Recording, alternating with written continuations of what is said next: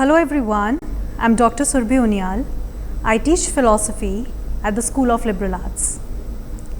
In the Inculcation of Human Values and Professional Ethics, today we are going to discuss respect, trust and empathy in interpersonal relationships. Human beings are fundamentally relational creatures. From the moment we are born until our final breath, we exist in a web or a network of relationships that shape our identity. It determines our happiness and gives meaning to our existence. The three fundamental human qualities of respect, trust, and empathy play a major role in the quality of these interactions, whether they be with friends, family, love partners, co-workers, neighbors, or complete strangers. These are fundamental human values that characterize what it means to lead a really human life, not only social skills or professional competencies. They stand for our greatest potential as sentient beings, able to appreciate the worth, dignity, and inner experience of the others. By living up to these ideals, we create connections that uplift the soul, establish societies that encourage human flourishing, and make world a more compassionate place. Aristotle, the famous Greek philosopher, said, "Man is by nature a social animal," means that human beings are not meant to live in isolation. Our flourishing depends on connection with the others.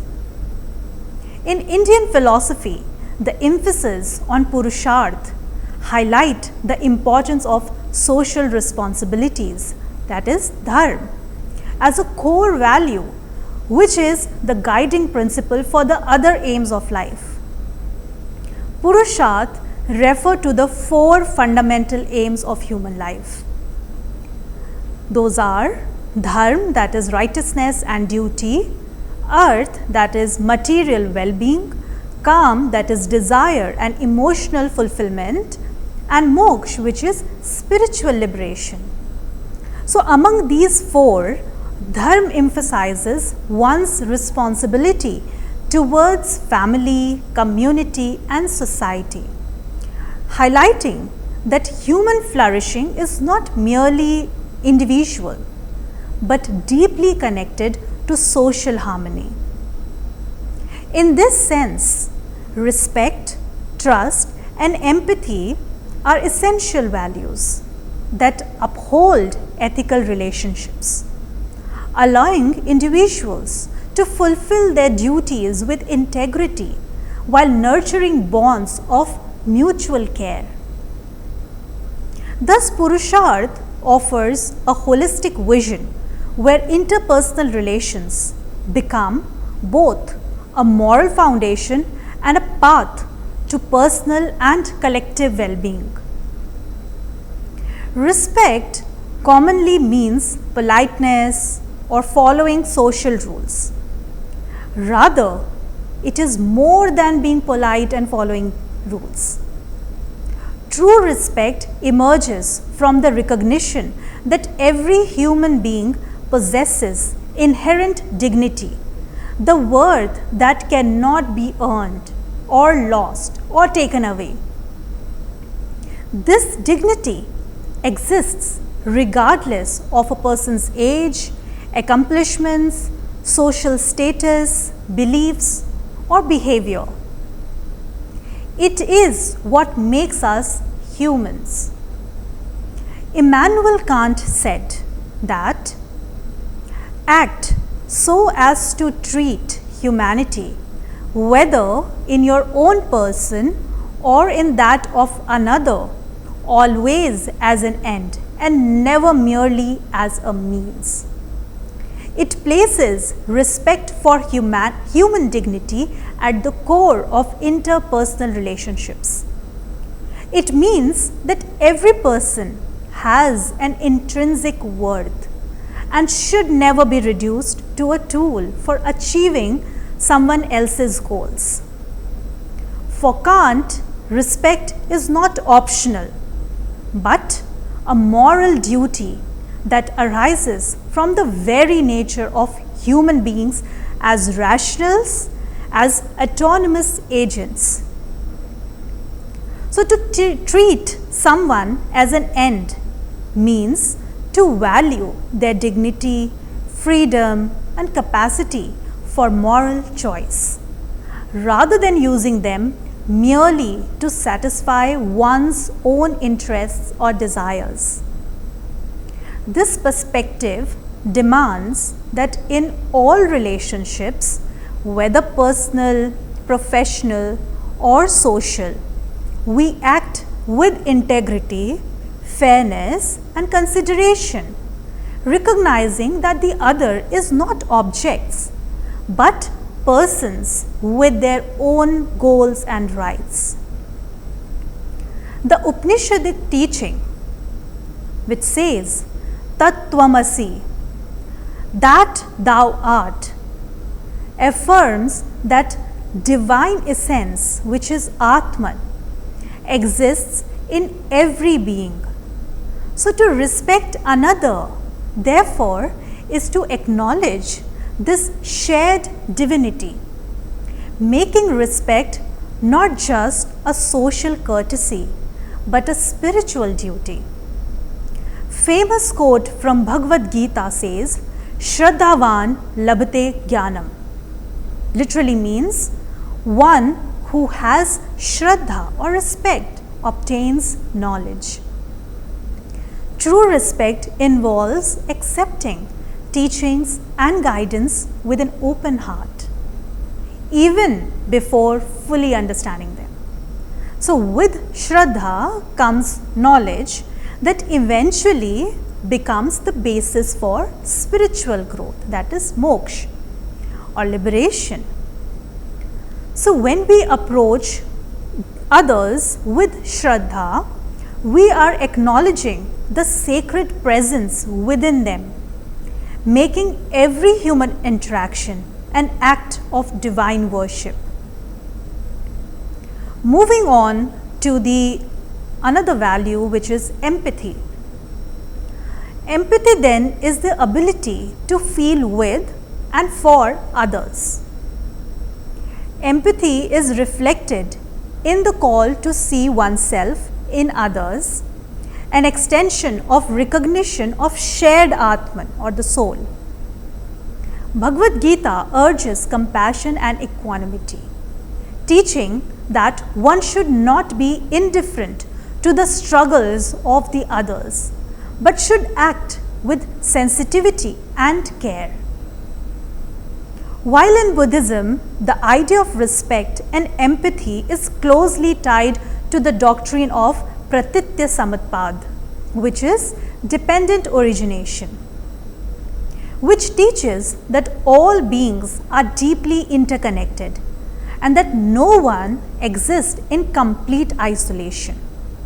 From this awareness arise the four Brahmaviharas, or sublime states of mind, which are Maitri or Metta, which is loving kindness, Karuna, which is compassion, Mudita, which is sympathetic joy, and Upekha, which is equanimity. Together, they form the ethical and emotional foundation for harmonious interpersonal relationships. Maitri encourages goodwill and friendliness towards all beings, while Karuna encourages a heartfelt response to the suffering of the others. Mudita cultivates the ability to rejoice in the happiness and success of others without envy. And lastly, it provides balance, enabling respect and care even in difficult times, which is the sense of equanimity. When practiced, these attitudes embody true respect as they acknowledge the intrinsic worth of others and affirm the shared fabric of existence.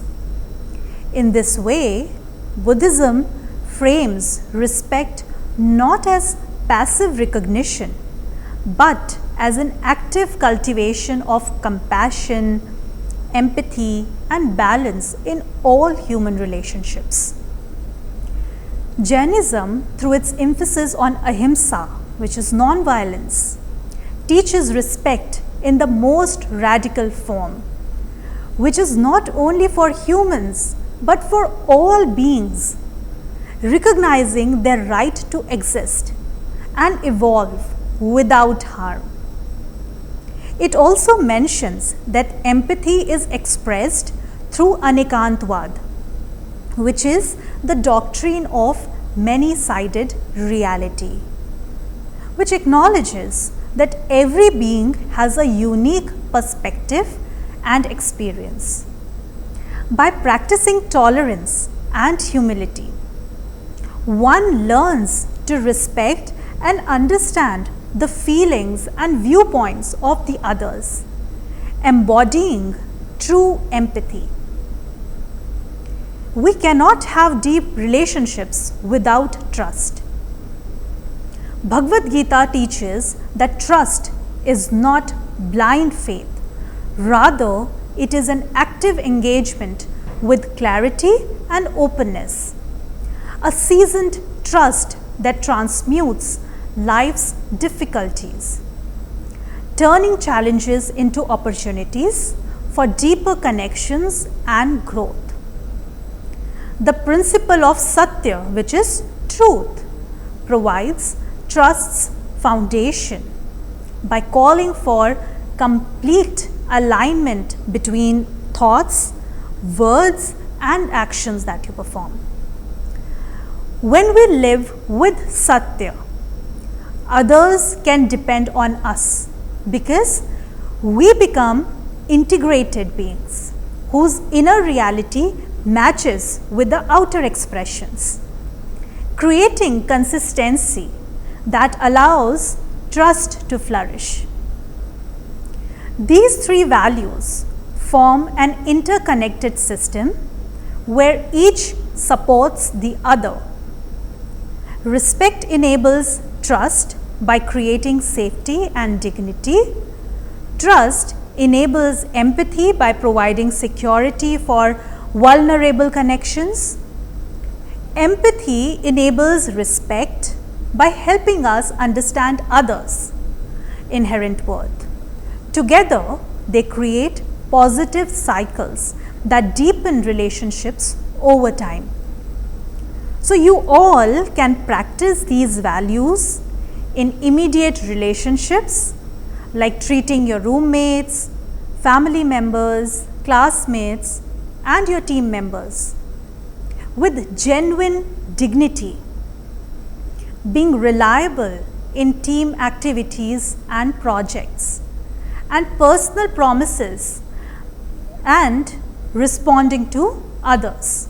Struggle with compassion rather than through judgments. With this, we come to an end of our second module where we discussed three values: respect, trust, and empathy. I thank you all and hope to see you all in the next lecture. Thank you.